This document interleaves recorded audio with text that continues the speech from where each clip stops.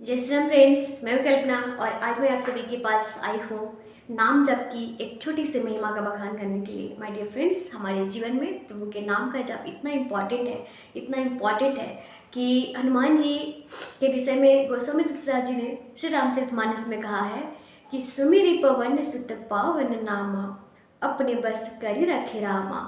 भगवान श्री रामचंद्र जी को केवल नाम जाप कर करके हनुमान जी ने अपने वश में कर लिया है ना।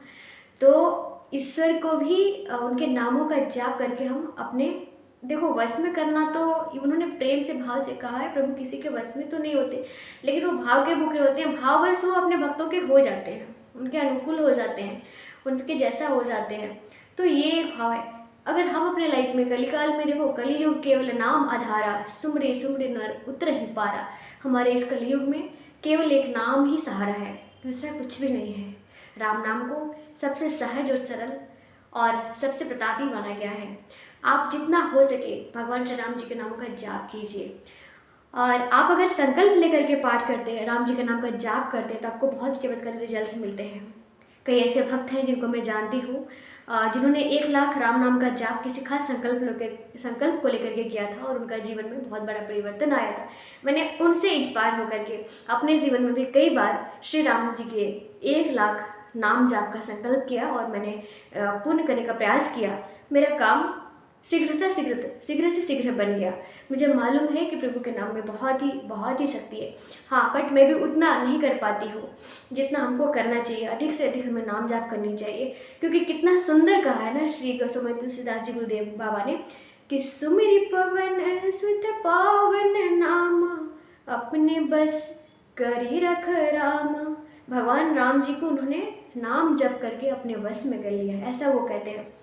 तो भगवान के नाम जाप से सब कुछ संभव है। मतलब नाम की महिमा, मतलब हम कोई सामर्थ्यवान व्यक्ति तो है नहीं जो उसको बखान कर सके, बट हम अपने लाइफ में जो चीज़ें देखें वो हम आपको बोल सकते हैं कि कैसे कैसे मेरी लाइफ में चेंजेस आई, कैसे कैसे हम आज आपके सामने 2 शब्द बोल पा रहे, इस लायक हो पाए।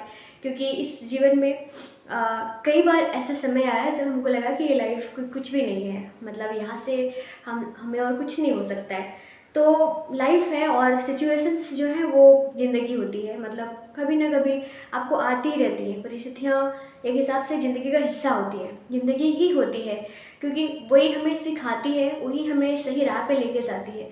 तो मैंने इस टाइम पे बहुत ही करीब से इस बात को फील कर पाया कि हमारे अंतरात्मा की शक्ति, हमारे अंदर भगवान की जो दिव्य शक्ति है वो हमको प्रोटेक्ट करती है एनी टाइम।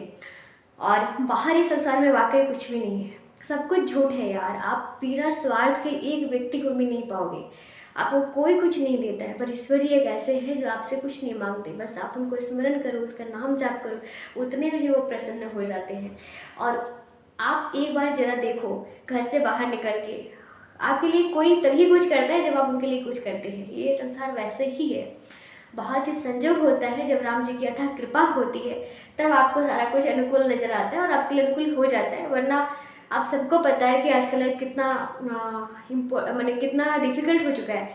कहीं भी आप जाइए आपको अनुकूलताएं बहुत कम मिलती है ना।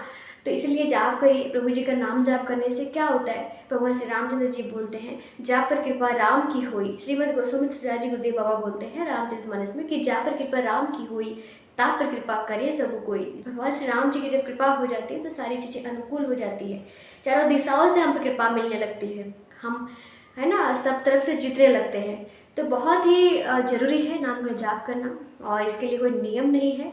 जब आप कर सके, जिस स्थिति में कर सके, जैसे कर सके, माला पकड़ के करे बिना माला के करे, स्नान करके करे बिना स्नान किए करे, खाना खाते हुए करे, खाना पकाते हुए करे, अपना कार्य करते हुए करे, ड्राइव करते हुए करे, एनी टाइम आप कर सकते हैं। और इससे आपके मन को, बुद्धि को बहुत ही क्या बोलते हैं, एक शक्ति मिलती है, एक पावर मिलती है, और उसका आपको धीरे धीरे अनुभूति भी फील होने लगती है। तो इसलिए ईश्वर के नामों का कंटिन्यू जाप करें।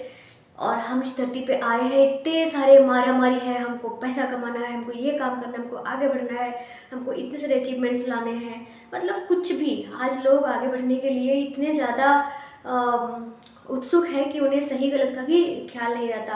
आज यूट्यूब पे भी आप देख लीजिए कितने सारे अनयूज्ड कंटेंट, मतलब बेकार के कंटेंट जो है लोग क्रिएट करके डालते हैं, और उन पे व्यूज देखिए लोग मतलब किस प्रकार से आते हैं। तो दुनिया कचरा हो चुका है, मतलब कुछ भी करने को लोग तैयार है अपना जगह बनाने के लिए, अच्छे पैसे कमाने के लिए, अपना एक पहचान बनाने के लिए। चाहे वो पहचान अच्छे तरीके से बने या फिर ख़राब तरीके से बने, उससे उन्हें कोई मतलब नहीं है। तो अपन को यार ये याद रखना है कि यार हम इतना कुछ करके भी जाएंगे कहाँ, मतलब हम अल्टीमेटली कहाँ जाना है हमको।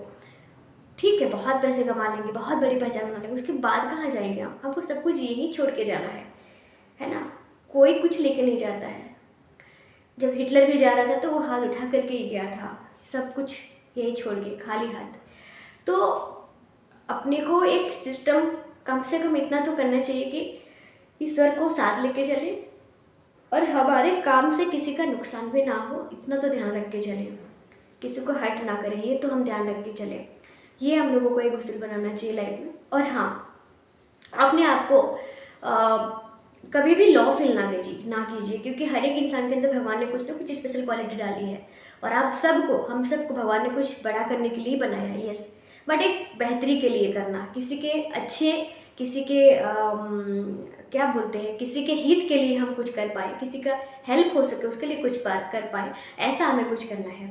तो हम सब मिल करके धीरे धीरे ईश्वर की भक्ति को करते हुए, अपने घर के कामों को करते हुए, जो भी गृहिणी हैं, माताएं हैं और जो भी बहनें हैं, वो सब मिल करके आगे आने वाले टाइम पे बहुत सारे हम आपको ऐसे टीम से या फिर ऐसे कोच से भी जो है इंट्रोड्यूस कराएंगे, जिन लोगों के मार्गदर्शन में आप अपने लाइफ में भी घर पे रह करके भी बहुत ही अच्छा अर्निंग कर सकते हैं।